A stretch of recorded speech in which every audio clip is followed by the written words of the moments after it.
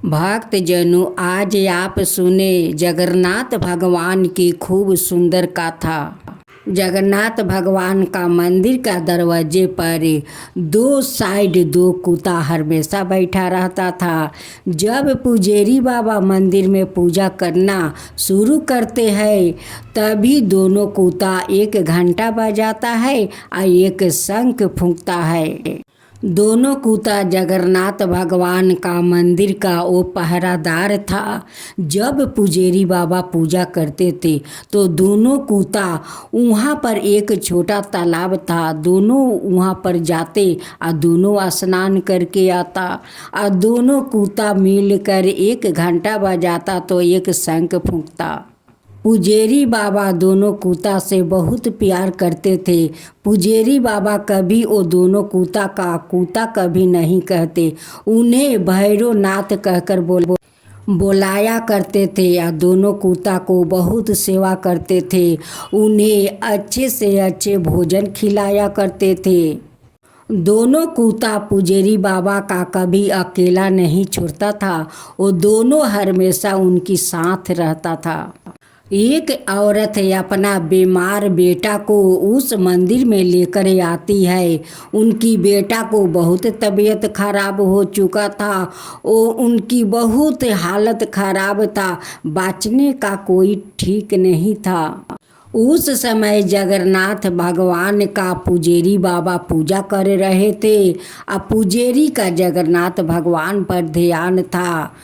उस औरत जगन्नाथ भगवान के दरवाजे के सामने बिलख बिलख कर रो रही थी और कह रही थी कि हे जगन्नाथ भगवान, मेरा बेटा को बचा लीजिए, मेरा बेटा को बचा लीजिए, आपे ही मेरा सहारा है, आपे ही मेरा सहारा है, आप मेरा बेटा को बचा लीजिए, हे जगन्नाथ भगवान बचा लीजिए।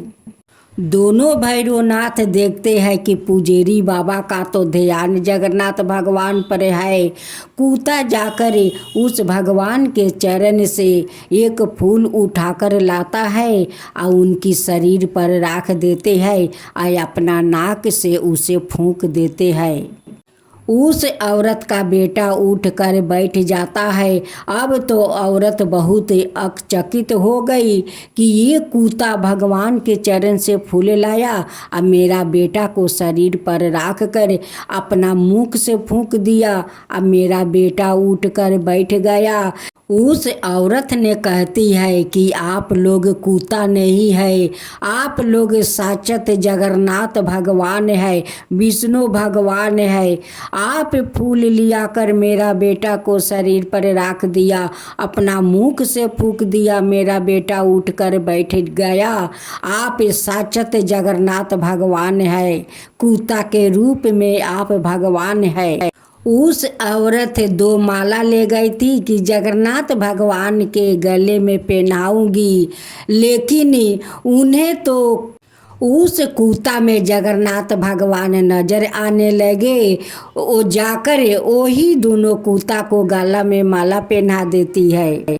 उस औरत ने अपना बेटा को लेकर खुशी खुशी अपना घर आ जाती है और जगन्नाथ भगवान को कहती है कि हे जगन्नाथ भगवान, आप तो धन्य है, धन्य है हे जगन्नाथ भगवान, आप मेरा बेटा को जीवित कर दिया। एक दिन अचानक पुजारी जी का तबीयत खराब हो जाता है। कुत्ता दोनों चिंता में पड़ गया कि अभी तक पुजारी बाबा सोकर नहीं उठे। इतना देर तक तो पुजारी जी कभी नहीं सोते हैं, क्या बात है कि अभी तक वो सो रहे हैं। दोनों भैरवनाथ उस दरवाजे के पास जाते हैं जहाँ पर पुजारी जी सोते हैं। जाकर देखते हैं कि पुजारी जी को तो बहुत तबीयत खराब है, इनका तो बहुत तेज का बुखार है। अब तो दोनों भैरवनाथ उस पुजारी जी को उस बैलगाड़ी पर बैठा कर टान कर लेकर जाते हैं। गोरू गाड़ी टानते टानते दोनों भैरवनाथ थक गए थे। अब तो कहने लगे कि अब कहाँ मिलेंगे भगवान, अब मेरे पुजारी जी कैसे ठीक होंगे। दोनों भैरवनाथ एक पहाड़ी जगह पहुंच जाते हैं। वहाँ पर जाकर अपना गाड़ी रोक कर कहते हैं कि हे विष्णु भगवान, हे कृष्णा भगवान, आप दर्शन दीजिए, आप दर्शन दीजिए। मेरे पुजारी जी को आप ठीक कर दीजिए। मेरा पुजारी जी का बहुत तबीयत खराब है भगवान, मेरा विनती सुन लीजिए। दोनों कुत्ता का मिनती भगवान तक पहुंच जाता है। विष्णु भगवान साक्षात प्रकट हो जाते हैं और कहते हैं कि बोलो भैरवनाथ, क्या बात है, क्यों तुम यहाँ पर आए, मुझे पुकारे। अब दोनों भैरवनाथ उनकी पैर पकड़ लेते हैं, कहते हैं कि हे भगवान, मेरे पुजारी बहुत तबीयत खराब है, उनकी बहुत तेज का बुखार है, उन्हें ठीक कर दीजिए। उनका सेवा हम दोनों को कोई नहीं है भगवान, कोई नहीं है। विष्णु भगवान कहते हैं कि भैरवनाथ, आप चिंता मत करो, आपका पुजारी को कुछ नहीं होगा, कुछ नहीं होगा। विष्णु भगवान जाकर उस पुजारी का सर पर हाथ फेर देते हैं और उनकी सारा बुखार उतर जाता है। पुजारी बाबा ठीक हो जाते हैं। भैरवनाथ कहते हैं कि भगवान, आप तो मेरे पुजारी को ठीक कर दिए, लेकिन मेरा एक इच्छा है, वो इच्छा मुझे पूरा कर दीजिए भगवान। विष्णु भगवान कहते हैं कि बोलो भैरवनाथ, आपको क्या इच्छा है, वो भी मैं पूरा कर दूंगा। भगवान, मैं चाहती हूँ कि आप कृष्णा रूप में मुझे दर्शन दीजिए। विष्णु भगवान उस भैरवनाथ की कृष्णा रूप में दर्शन कराते हैं। अब तो भैरवनाथ बहुत प्रसन्न हो गए, कहने लगे कि भगवान, आज मैं आपको विष्णु रूप देखा, कृष्णा रूप देखा, मैं धन्य हो गया भगवान, मैं धन्य हो गया। आप मुझे आशीर्वाद दीजिए कि मैं अपना पुजारी को ऐसे ही सेवा करता रहूं। विष्णु भगवान कहते हैं कि आप तो भैरवनाथ है, आपको तो सारा संसार को देखना होगा, सारा संसार को ख्याल रखना होगा। आपको भैरवनाथ का नाम से सब लोग पूजा करेंगे। कहकर विष्णु भगवान अंतर ध्यान हो जाते हैं। दोनों भैरवनाथ अपना पुजारी को लेकर उस मंदिर में लौट आते हैं। हे विष्णु भगवान, आप जैसे उस भैरवनाथ को अपना दर्शन दिखाया, वैसे ही सबको दर्शन दीजिए, सबका ऊपर वैसे ही कृपा कीजिए। विष्णु भगवान की जय हो, कृष्णा भगवान की जय हो। भक्तजनों, आज आप सुने आषाढ़ मास की सुने जाने वाली जगन्नाथ भगवान की व्रत कथा। जगन्नाथ भगवान की जय हो, जगन्नाथ भगवान की जय हो। जगन्नाथ जी और उनके भक्त रघुदास जी की कटहल चोराने की कहानी। जगन्नाथ जी के एक परम भक्त थे, रघुदास जी थे। रघुदास जी का जगन्नाथ जी के साथ शाखाए भाव वाला संबंध था। अब अगर संबंध शाखा भाव वाला था तो जगन्नाथ जी ने उनके साथ कटहल चोरी करने की लीला की। जैसे श्री कृष्णा वृंदावन में अपने सखाओं संग माखन चोरी की लीला करते, उन्होंने जगन्नाथ जी से शाखाए भाव का संबंध बनाया था। यह बात भली भांति सभी लोग जानते थे कि रघुदास जी दिन रात जगन्नाथ जी के भक्ति में लीन रहते हैं और उनकी दुनिया जगन्नाथ जी ही है। एक दिन जगन्नाथ जी रघुदास जी से कहने लगे कि चलो शाखा राजा के बगीचे से कटहल चुराते हैं। रघुदास जी कहने लगे कि प्रभु, आपका अगर कटहल खाने का मन है तो कल ही कटहल का फल आपके लिए लेकर आऊँगा।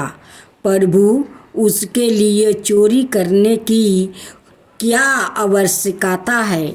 जगन्नाथ जी मुस्कुराते हुए बोले कि रघुदास, वो बात नहीं है। मुझे दिन भर 56 भोग लगाया जाता है। यूँ तो माँ दसोदा भी मुझे प्रतिदिन माखन खाने को देती थी, लेकिन फिर भी सखाओं के संग माखन चुराने का आनंद ही अप्रतिम होता है। इसलिए चलो रघुदास राजा के बगीचे से कटहर चुराते हैं। रघुदास जी बोले, लेकिन प्रभु, मुझे तो चोरी करना आता ही नहीं है। जगन्नाथ जी कहने लगे कि तुम मेरे शाखा हो तो मैं तुम्हें सब सिखा दूंगा। मैं चाहता हूँ तुम भी मेरे साथ इस लीला का आनंद लो। जगन्नाथ जी की बात मानकर रघुदास जी चल पड़े राजा के बगीचे में चोरी करने। उस समय रात का समय था और सिपाही बाग में पहरा दे रहे थे। जगन्नाथ जी ने रघुदास जी को कटहर के पेड़ पर चढ़ा दिया और बोले कि बढ़िया सा कटहर तोड़ कर नीचे फेंक दो, मैं नीचे से लपक लूँगा। रघुदास जी जगन्नाथ जी के कहने पर पेड़ पर चढ़ गया। उन्होंने एक बढ़िया सा कटहर तोड़ कर जगन्नाथ जी को आवाज़ लगाया, मैं कटहर फेंक रहा हूँ, आप पकड़ लेना। इतना कहकर उन्होंने कटहर नीचे गिरा दिया। लेकिन यह है क्या, जगन्नाथ जी तो वहाँ से गायब हो चुके थे और कटहल धड़ाम से जमीन पर गिर गया। कटहल गिरने की आवाज़ से राजा के सिपाही चौंकने हो गया और आवाज़ की दिशा में दौड़े। लेकिन पेड़ पर रघुदास जी का बैठा देखकर सिपाही चौंक गए और तुरंत राजा को सूचना दी। राजा तुरंत बाग में पहुंचा और रघुदास जी को पेड़ से नीचे उतारा गया। राजा ने रघुदास से कहा कि आपको कटहल खाने की इच्छा थी तो मुझे संदेश भिजवा देते। आपको कटहल चुराने की क्या ज़रूरत आन पड़ी। राजा की बात सुनकर रघुदास जी ने जगन्नाथ जी की सारी लीला राजा को सुना दिया। सारा वृत्तांत सुनकर राजा और उनके सिपाही खूब हंसे। राजा ने कटहल का बगीचा जगन्नाथ जी के नाम कर दिया। अगले दिन जगन्नाथ जी रघुदास जी से पूछने लगे कि शाखा, बताओ फिर रात कैसी रही। रघुदास जी कहने लगे कि आप तो वहाँ से खाली हाथ लौट कर आ गए, लेकिन मुझे देखो, मैं पूरा बगीचा आपका नाम लिखवा कर लाया हूँ। ऐसा ही है जगन्नाथ जी, जो अपने भक्तों की कष्टों से रक्षा करते हैं तो कभी कभी अपने भक्तों को फंसाने की लीला भी करते हैं। उस अनुपम सुख का अनुभव तो उनके परम भक्त ही कर सकते हैं। कहते हैं कि एक बार जगन्नाथपुरी रथ यात्रा के शुरू होने पर राजा ने सोने के हाथ वाले झाड़ू से मार्ग साफ करने की विधि भी कर दिया, लेकिन जगन्नाथ जी का रथ सट से मस नहीं हुआ। रथ को आगे बढ़ने के लिए हाथी घोड़े की भी सहायता ली गई थी, लेकिन रथ आगे घिसका ही नहीं। फिर राजा ने रघुदास से कहा कि आप ही भगवान को मनाओ। राजा के कहने पर रघुदास जी जगन्नाथ जी के रथ पर चढ़े और उनके कान में अनुनय विनय किया। जगन्नाथ जी उनकी बात सुनकर प्रसन्न हो गए और जगन्नाथ जी का रथ आगे बढ़ा। भक्त और भगवान की ऐसी लीला सुनकर मन आनंद विभोर हो जाता है। ऐसा ही है जगन्नाथ जी, जो अपनी लीला से सबको अंचभीत कर देते हैं। जय श्री कृष्णा, जय जगन्नाथ।